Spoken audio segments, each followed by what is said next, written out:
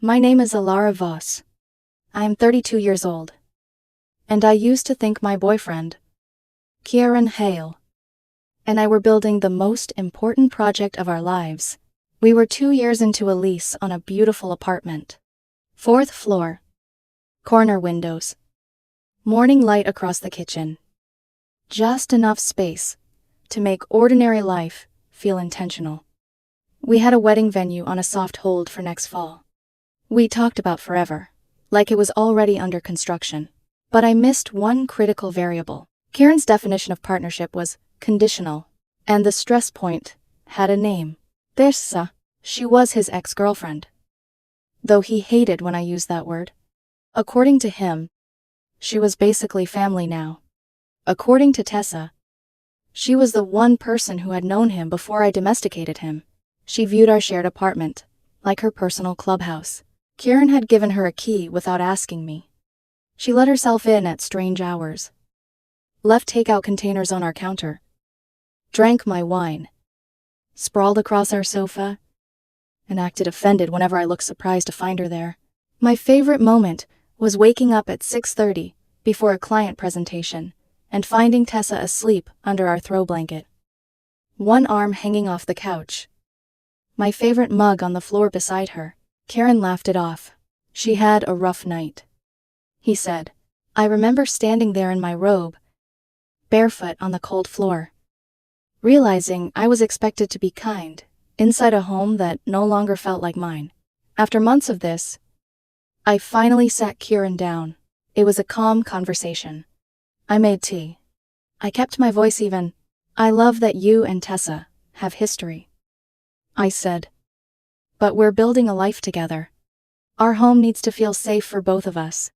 Can we agree on boundaries? Maybe she'd text before coming over, and I'd feel more comfortable if she didn't have her own key. Kieran stared at me like I had asked him to cut off a limb. You're being insecure, he said. No. I'm asking for basic respect. She's my friend. She's your ex. She's not a threat unless you make her one. That sentence stayed with me. Not because it was clever, because it told me he had already chosen the story where I was the problem. The conversation went nowhere. He called me controlling. He said I was trying to isolate him.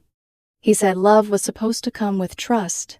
The next evening, I saw his post, a filtered photo of him leaning against a bar, looking wounded and handsome in that practiced way people use when they want sympathy without context. Caption: feeling so suffocated lately. Some people build cages and call them relationships. OMG. I just need freedom. The comments came fast. Tessa wrote, finally, you deserve air. His friends added, don't let anyone dull you. Bro. Someone else wrote, run before the wedding. I stared at the screen. There was no screaming in my head, no dramatic collapse. Just a sudden, terrifying clarity. He didn't see my request for boundaries as a step toward partnership. He saw it as a cage. So I gave him exactly what he asked for. I picked up my phone and texted him 2 words. Got it. He didn't reply. So I opened my laptop. Our lease renewal was due in 1 week. We had already told the property manager we intended to renew. I found the email thread and wrote a formal message. After careful consideration, we will not be renewing our lease for apartment 4B. Please accept this as our official 30-day notice to vacate. Then I called Abernathy Gardens, the wedding venue. Hi, I said, my voice steady. This is Alara Voss. I'm calling about the reservation for myself and Kieran Hale. We need to release the hold. The coordinator sounded sorry. I didn't. The deposit was refundable. The future was not. Next, I scheduled the pre-move-out inspection. The entire process took less than 20 minutes. That was the strangest part. 2 years of love. Plans. Furniture. Shared passwords. Emergency contacts. Sunday breakfasts. And whispered promises could be dismantled faster than ordering groceries. Kieran came home that night acting cold, clearly waiting for me to apologize. I didn't. For 2 days. We moved around each other like ghosts. He was waiting for me to break. I was waiting for the emails to land. They arrived Friday afternoon. Subject line, notice of non-renewal and scheduled pre-move-out inspection for apartment 4B. 30 seconds later. My phone rang. Kieran. I let it go to voicemail. It rang again. Then the text came. What did you do? The landlord just emailed me. Are we being evicted? Ilara. Pick up the phone right now. Finally. I answered. His voice came through as a scream. What did you do? I looked around the apartment we were supposed to grow old in. Then I said calmly. I gave you the freedom you wanted. You said you were suffocated? So I opened the cage. The phone call was only the opening act. Once the first shock faded, Kieran's panic turned into disbelief. You're ending everything over one stupid post, he yelled. I was venting. That's what people do. You didn't vent. I said, you made a public declaration. You're punishing me. I'm respecting your clearly stated wishes. No. He snapped. You're trying to make me homeless. There it was. Not an apology. Not reflection. Not even embarrassment. Just a demand that I reverse the consequences of his own performance. You need to call the landlord, he said. Tell them it was a mistake. No. Ilara. The notice has been given. We have 26 days left. He hung up on me. The next evening, Tessa arrived as his ambassador. She let herself in with the key I had never agreed. She should have. Ilara, she said, dropping into my armchair like she owned it. We need to talk. Kieran a miss. You really did a number on him. I didn't do anything. I listened. She gave a small laugh. Come on. You know how he is. He's dramatic. It's part of his charm. No. It's part of the pattern. Her smile thinned. You're supposed to be the stable one, she said. You're supposed to understand him. That was when I finally saw my role in their story. I was the anchor. The safe apartment. The rent payment. The patient woman who absorbed chaos and called it love. I walked to the door and opened it. I'll need your key back. Tessa stared at me. Then she looked toward the bedroom. Waiting for Kieran to save her. He didn't come out. Slowly. Furious and humiliated. She pulled the key from her purse and dropped it into my palm. After that, Kieran chose helplessness. He didn't search for apartments. He didn't pack. He didn't call the venue. He simply lived in the wreckage, alternating between silence and accusations. I ordered boxes, tape, labels, bubble wrap. Then I packed. Office first. Books next. My half of the closet. My documents. My grandmother's dishes. Every box became a visible deadline. Kieran watched from the couch, stunned that I was not collapsing. Finally, I texted him. The movers will arrive on the 25th. The cleaning service is scheduled for the morning of the 28th. The apartment must be empty by 5 p.m. On the 30th, please make arrangements for your belongings. His reply came instantly. Where am I supposed to go? I stared at the words for a long time. Then I put the phone down, because I was no longer his project manager. The last weeks in the apartment felt like watching a building collapse in slow motion. My neatly labeled boxes grew into orderly towers along the walls. Kieran's denial slowly cracked. What emerged underneath wasn't regret. It was resentment. The most meaningful thing in our apartment wasn't the furniture.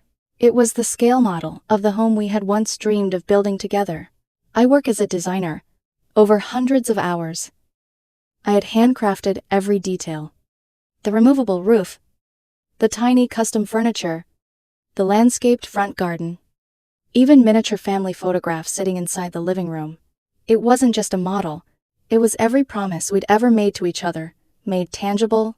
I came home one Tuesday evening, 4 days before the movers were scheduled, and immediately knew something was wrong. Music echoed through the apartment. The smell of wine lingered in the air. Kieran and Tessa had obviously been drinking. The model was still standing. For one hopeful second, I thought everything was fine. Then, I walked closer. Someone had shoved a plastic high heel through the roof. The tiny walls were covered with black marker graffiti. One miniature window had been ripped off. A toy dog had been placed on the bedroom floor, in a deliberately disgusting pose. They hadn't destroyed it. They had mocked it. On the coffee table sat 2 empty wine glasses. My phone buzzed. Someone had tagged me. Kieran had uploaded a picture of himself and Tessa, standing beside the vandalized model, smiling as they raised their glasses. The caption read, "Out with the old, in with the new. Housewarming party. For one. Freedom finally unlocked." The comments celebrated him.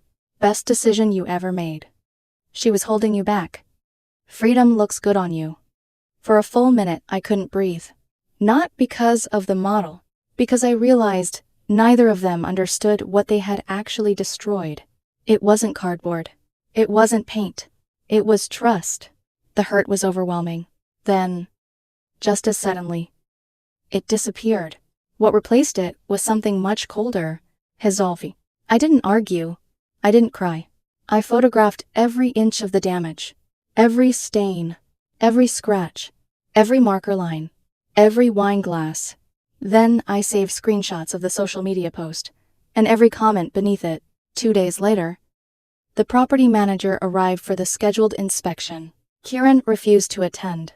I walked through the apartment with the manager, while he checked each room. Most of it showed ordinary wear. Then we reached the living room. A large red wine stain spread across the carpet. Behind the table where the model had sat were fresh gouges in the wall and chipped plaster. The manager made careful notes. "The carpet will require professional treatment," he said. He looked at the damaged wall. "This section will need patching and repainting. It comes out of the security deposit." "Yes." I simply nodded. The movers arrived exactly as scheduled.